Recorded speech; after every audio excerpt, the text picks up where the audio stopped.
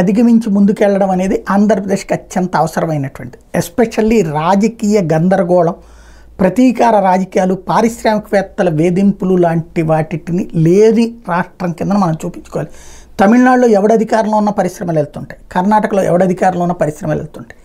ఆంధ్రప్రదేశ్కి అలాంటి పరిస్థితిని కల్పించాల్సిన బాధ్యత ఇప్పుడుంది.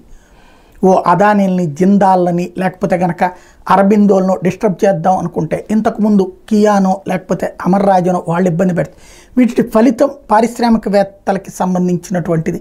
సరే, వచ్చేవాడిని లెక్క చెప్తాం, కానీ ఇలా పోయేటటువంటి పరిస్థితి సృష్టించుకోకూడదు. ఇప్పుడు చూడండి, హైదరాబాద్లో ఇప్పుడు పక్కన తెలంగాణలో ఇద్దరూ కూడా తిట్టుకుంటున్నారు, కొట్టుకుంటున్నారు.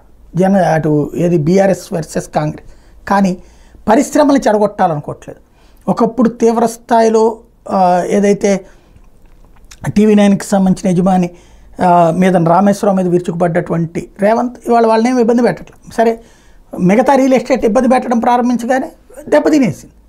ఎప్పుడైతే దెబ్బతీస్తానికి వ్యాపారస్తుల జోలికి పోతామో, పారిశ్రామికవేత్తల జోలికి పోతామో, వెంటనే నాశనం మిగిలింది. అయినా కూడా అక్కడ ఎలక్ట్రిక్ వాహనాలకు సంబంధించినటువంటి నడుస్తోంది. అక్కడ తాజాగా ప్యూర్ ఈవీ 400 కోట్లతో ప్లాంట్ అన్నటువంటిది పెడుతోంది. వాస్తవానికి మనకు ఆంధ్రప్రదేశ్లో మంచి అవకాశాలు ఉన్నాయి.